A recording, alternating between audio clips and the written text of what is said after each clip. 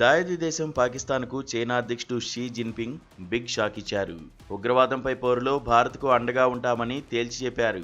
Shanghai సహకార సంస్థ శిఖరాగ్ర సమావేశం సందర్భంగా భారత ప్రధాని నరేంద్ర మోదీ, చైనా అధ్యక్షుడు షీ జిన్పింగ్ల మధ్య జరిగిన ద్వైపాక్షిక చర్చలు, పాకిస్తాన్ కేంద్రంగా జరుగుతున్న సరిహద్దు ఉగ్రవాదం సమస్యను మోదీ లేవనెత్తారు.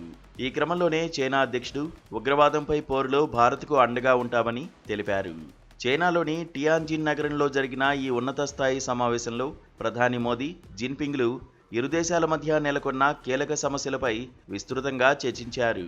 ఈ సందర్భంగా భారత్, చైనా రెండు ఉగ్రవాద బాధిత దేశాలేనని ప్రధాని మోదీ స్పష్టం చేశారు. ఈ ఉమ్మడి ముప్పుని ఎదుర్కొనేందుకు రెండు దేశాలు కలిసికట్టుగా కృషి చేయాల్సిన అవసరం ఎంతైనా ఉందని నొక్కి చెప్పారు.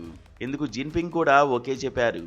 సీమాంతర ఉగ్రవాదాన్ని రూపుమాపేందుకు భారత్తో కలిసి అడుగులు వేస్తామని తేల్చి చెప్పారు.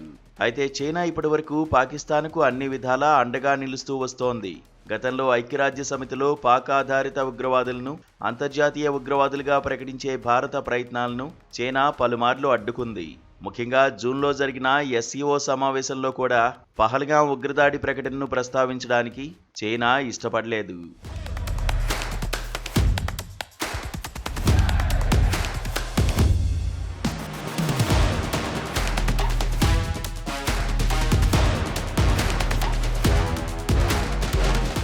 ఆ సమావేశంలో ఉమ్మడి ప్రకటనపై సంతకం చేసేందుకు భారత్ నిరాకరించింది.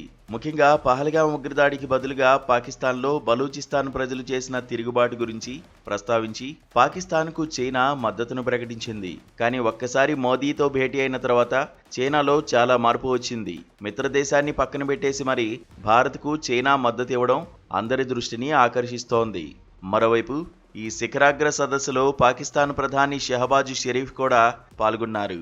అయితే ఉగ్రవాదంపై స్పష్టమైన చర్యలు తీసుకునే వరకు పాకిస్తాన్తో చర్చలు జరిపే ప్రసక్తే లేదని భారత్ ఇదివరకే స్పష్టం చేసింది.